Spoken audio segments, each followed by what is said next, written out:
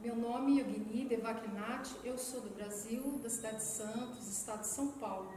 É um prazer participar desse congresso sobre a cultura milenar, ou Escola Natipante, que se dedica a explorar a vida e sua sabedoria intrínseca. Minhas reverências ao Mahant Yogi, Adityanath Ji, meu guru, Yogi Surajnath, Bhagavan Nath, e todos os membros da Universidade de Gorakhpur, em particular ao professor Ankit Singh.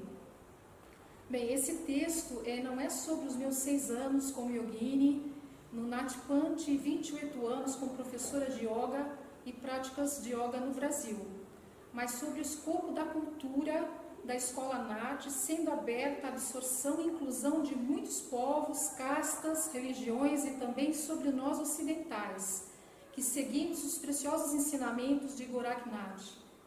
Mahasiddha Natipante, seu potencial para penetrar em diversas culturas e no pensamento inclusivo, mas intransigente de Goraknath.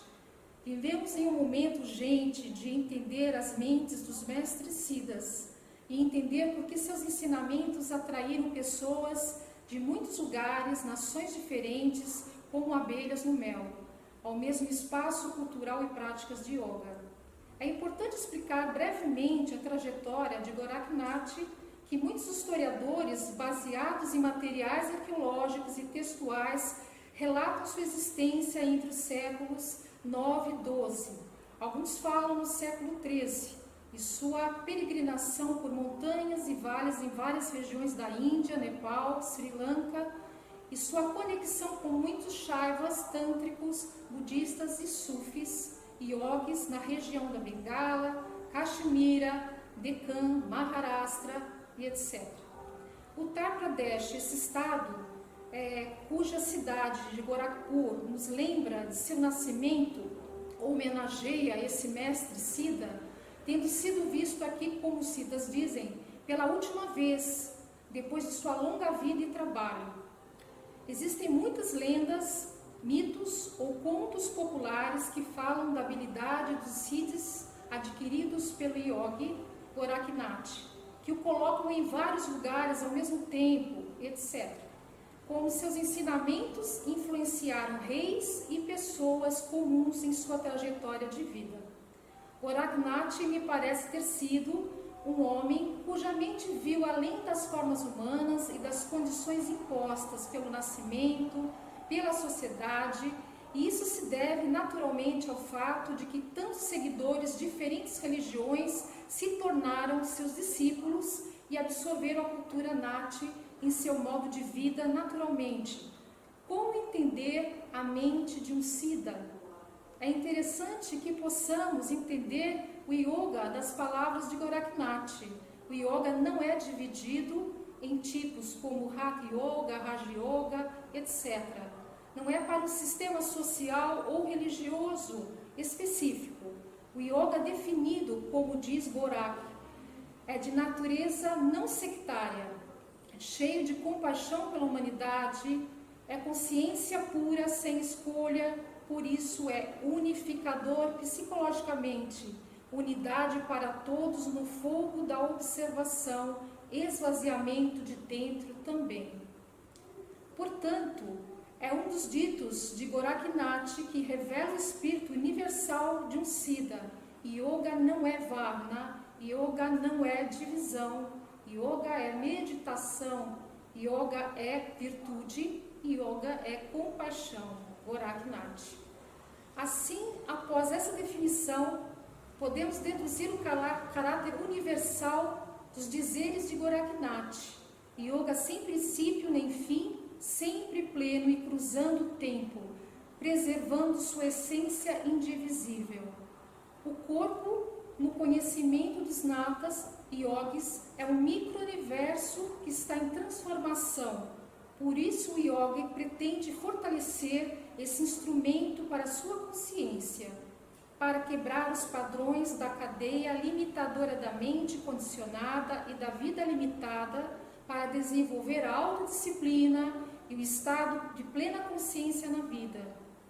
São as práticas de asanas, bandas, pranayamas, mudras e outras que fornecem a direção da energia de um praticante para o despertar da consciência, para o insight da presença da consciência com o sentido de alak.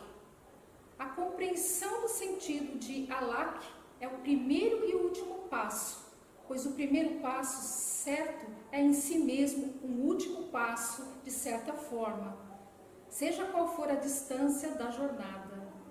O estado de imersão chamado Ummani, quando a mente individual se dissolve na mente universal e quando há uma compreensão da pureza e da liberdade incondicional. O yogi é um buscador incansável com a liberdade do conhecimento conquistado pelos Siddhas. Existem muitas práticas a serem desenvolvidas, como por exemplo, Gorakh falava sobre a consciência da respiração, o mantra do som da respiração a ser observado, ou seja, Soham ou Hans Ajapa, são instrumentos naturais que estão em todos, algo muito natural e fácil de observar. A mente se concentra em observar a respiração e somente ela. Pode ser por meio de um som produzido ou mantra mental, mas está lá. Outra técnica é a concentração em um ponto do corpo, bindu. Digamos a sensação sempre vibrante no centro do lábio superior.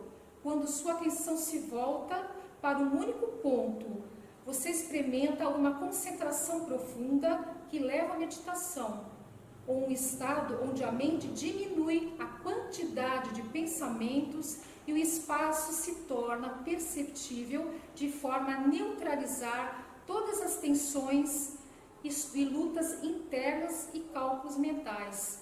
Meu mestre Yogi Surajnath descreve o trabalho de meditação como a presença hábil da mente com paixão silenciosa, nada desejando, implicando ser responsável e virtuoso na vida diária. Praticar leva a consciência e a consciência à expansão da percepção, além dos limites e ao condicionamento da mente. Essas mudanças ocorrem na vida do yogi e dão origem a uma sensação de estabilidade mental, paz e conforto que perdura por si só, estando fora do insight. Um ensinamento importante, descrito no livro Os Dizeres de Goraknath, que foi totalmente ditado e apresentado por meu mestre Yogi Surajnath e seu amigo Bhagavan Nath, é sobre a doce morte de Goraknath. Ele diz assim: morra, Yogi, morra. Morrer é morrer doce. Morra a morte que Gorakh morreu, vendo e observando. Não se refere à morte física, mas à morte psicológica, pondo fim à mente orientada para o eu, despertando para a natureza geral ou universal da mente e seu fim. A doce morte de morrer é uma questão de tempo em todas as formas, para que a vida real seja estabelecida.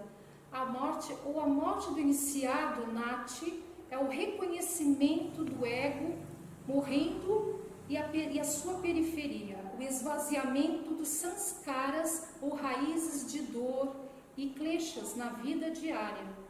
As manifestações de condicionamentos, proteções mentais e seu fim. O que morre é o que precisa ir, o egoísmo humano sendo devastado pela luz sublime da consciência. Essa consciência que é chamada de fogo divino ou Bodhi, que é totalmente a totalidade e perfeição. Purusha, Deus ou o Supremo, ainda está além, sobre o qual Gorakh diz o primeiro dizer. Quem pode nomeá-lo? Esse é um ensinamento precioso como um diamante, mas a morte não é algo simples e fácil. Existe um ego individual que não deseja deixar de existir, mas que deve morrer para que algo maior nasça. No Ocidente, o yoga surgiu como uma colcha de retalhos, dividida em tipos, antigo e contemporâneo, como se fosse dois ou mais, de uma forma muito contraditória e cheia de oposições e disputas. Então, quando comecei a entender a origem do yoga e do asceticismo, fui capaz de entender a importância dos nadis e siddhas na construção de um yoga abrangente, inclusivo e não sectário.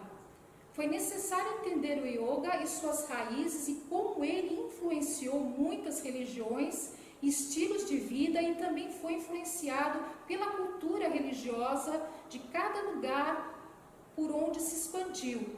Mas é importante compreender os ensinamentos básicos de Goraknath por meio de tradução ou interpretação correta, sem influências de classes sociais ou arranjos políticos específicos. É importante compreender o sentido original do mesmo, preservado pelos mestres Nath nas linhas originais, que recentemente foi lançado na tradução de Gorakh Sabhadi, os dizeres de Goraknath, em uma pesquisa completa do trabalho de proteção para os dizeres de Goraknath. Certamente, esse trabalho é apresentado em língua original de Goraknath, acompanhado de suas traduções e notas explicativas. Esse tipo de ensinamento velado transmitido como aforismos para meditar e extrair insights profundos, uma linguagem velada e crepuscular, com a qual o iniciado Nath estão familiarizados para interpretar seus sem erros. Portanto, estamos em um longo processo de constante aprendizado e meditação. A velha mente deve ser derrotada pela natureza da luz e da verdade. Um yogi continuará a honrar seu caminho, seu mestre, com o coração imerso em silêncio. Agora sugiro meditação para esse encontro com paz e silêncio. Adeste, muito obrigada.